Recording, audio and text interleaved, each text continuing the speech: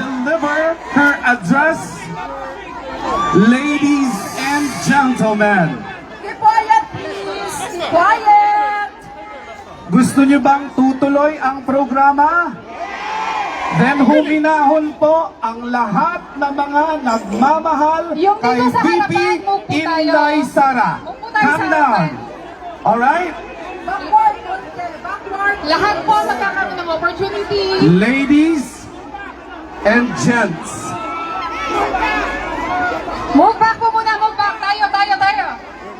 to deliver her address, ladies and gentlemen, Her Excellency Vice President Sara Zimmerman Duterte!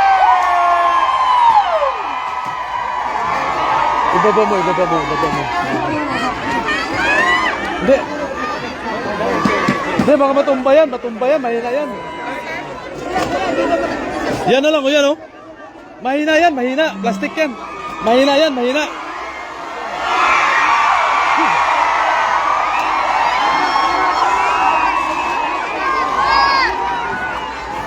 Mga kababayan, Assalamualaikum warahmatullahi wabarakatuh. Higpit! Umayong adlaw kaninyong Higpit! Naan daw. Opo ah. Higpit! Magandang araw sa inyong lahat. Meron lang po muna akong paalala para hindi tayo ma-excited at manggigil ngayong hapon na ito. Kasi nakita ko sobrang dami ng ating mga cellphone, camera, at iba't ibang pang-photo at video na gamit. Ibig sabihin, lahat gusto makakuha ng picture. Inday Sara, wala na kaming pakialam sa message mo, basta meron lang tayong selfie. Kaya, binigay ng organizers para sa ating lahat mamaya ang photo opportunity ng lahat. Isa-isa. Kaya, hindi kailangan mag-gigil. Oh, doon, Dahil nanggaling eh. habang merong nakapila para sa picture, ay gagawin natin mamaya. I love you, Ma'am! I love you! Mahal ko kayo. Maraming salamat sa inyong paanyaya sa akin na bumisita dito sa United Kingdom.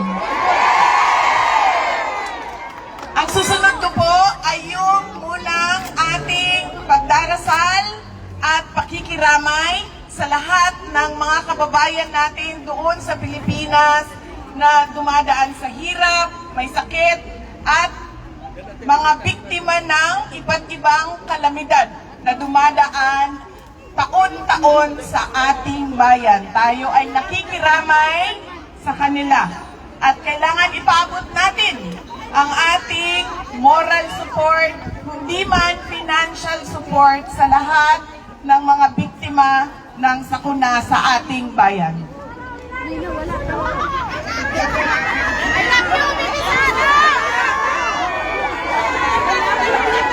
Maraming salamat. Hindi.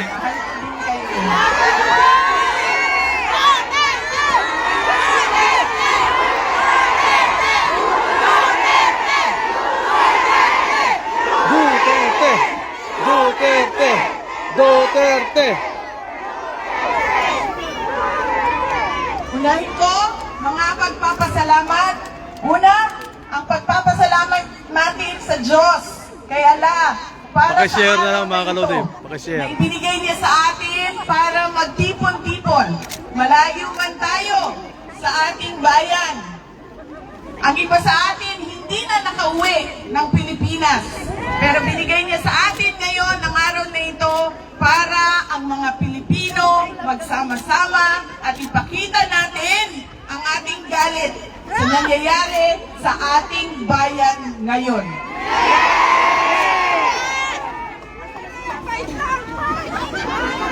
Ang susunod,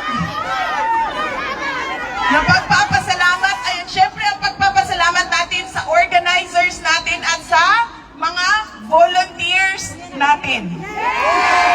Dahil kung hindi dahil sa kanilang preparation, sa kanilang organization, sa kanilang sistema, ay hindi natin magagawa ang ating programa ngayong hapon na ito. Kaya maraming salamat po sa itaas ang kamay mga volunteers, mga organizers. Maraming salamat sa inyo. Wala kami kaya! Hindi lahat! Lahat tayo, ma'am. Hindi pa yan. Lahat tayo hindi nakatanggap ng paleta.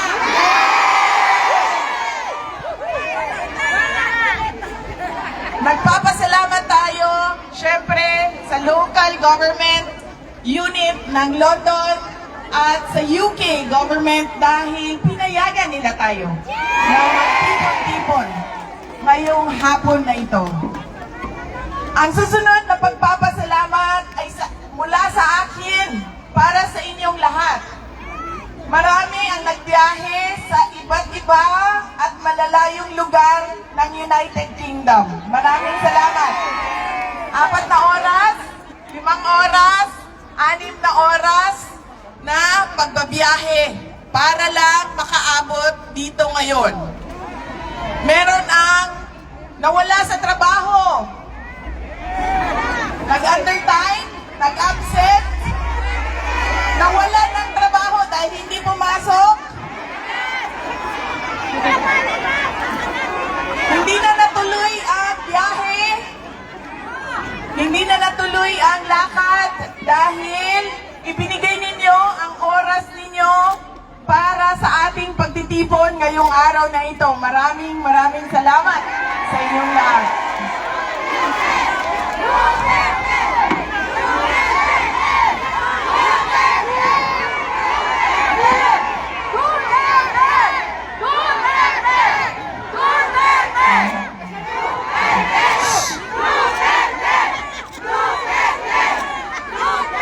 Marami ang na-hurt, nasasaktan kapag sinabi na bayad sila o bayaran sila o binayaran sila para pumunta dito. Pero babayaran ko kayo mamaya ng picture.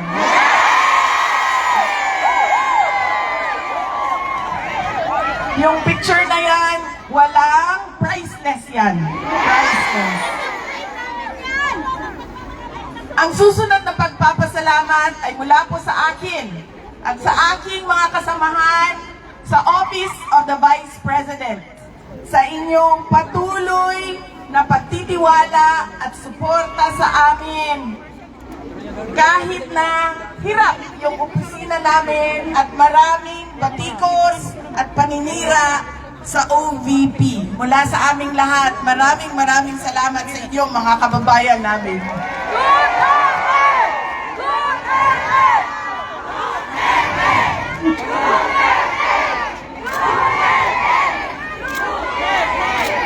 Ang susunod na pagpapasalamat, makikita ko po siya sa susunod na linggo.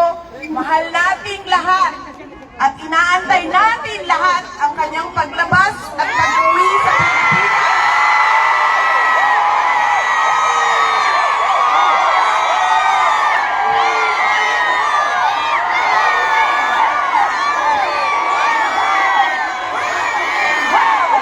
Bring him home! Bring him home! Bring him home! Bring him home! Bring him home! Bring him home!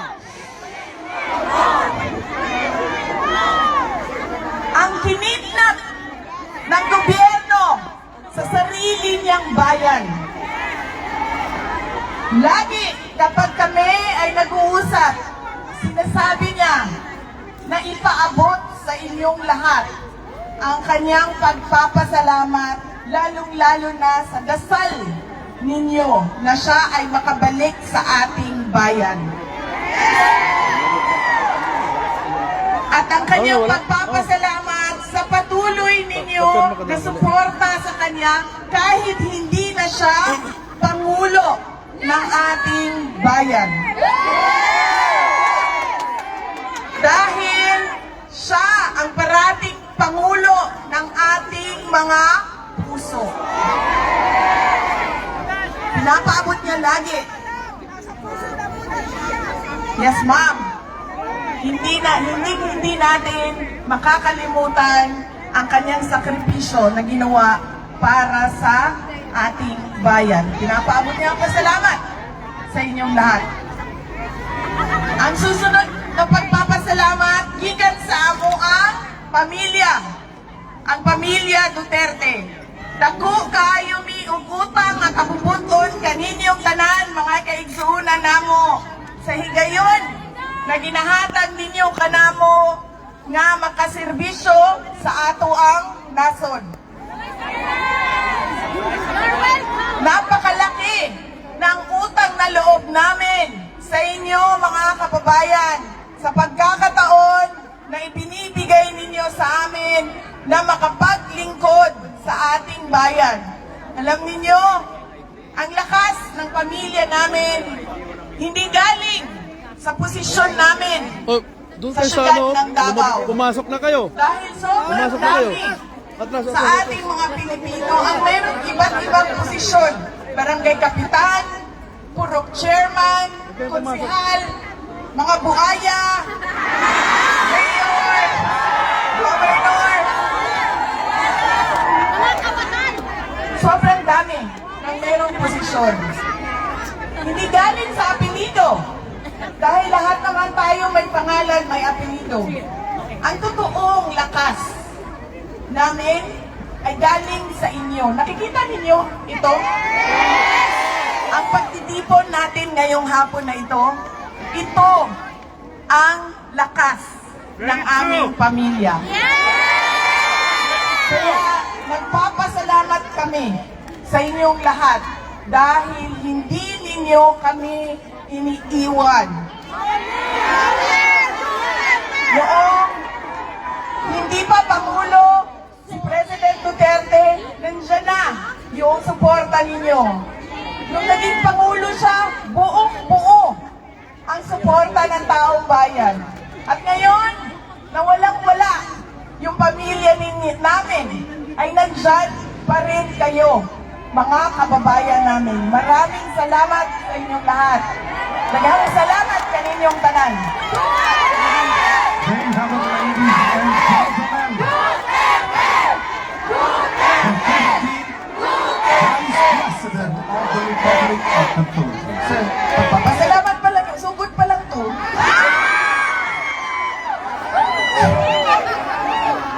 Ang susunod ay may time limit tayo sa Walang time limit. bukas pa ako pupunta ng Hague. So, hanggang alis-busin tayo ngayon.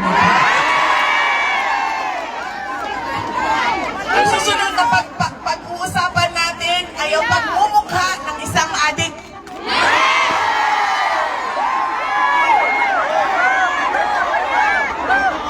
Joke lang. May sana great threats. Ang susunod po ay ang estado ng ating bayan. Alam naman natin ang problema. Di ba nga, kaya nga kayo nandito sa ibang bayan. Kahit na nalulungkot na kayo, namingaw na mo sa inyong mga lugar kung asa mo gikan. Dahil maraming problema ang ating bayan. Hindi na natin pag-uusapan yung problema. Ang pag-uusapan natin ay kung ano ba yung gusto natin makita, maramdaman sa ating bayan. Ako po ay naging mayor. Napakasimple ng gusto ng isang Pilipino. Dahil hindi karamihan sa atin hindi naman pinanganak na mayaman. So ibig sabihin, ang gusto natin ay yung pinaka-simple na gusto ng isang ordinaryong mamamayan. Makapag-aral ng maayos ang ating mga anak. na may dekalidad ang edukasyon. Ngunit, kung nakikita ninyo, karamihan ng ating mga kabataan ay nasa public schools.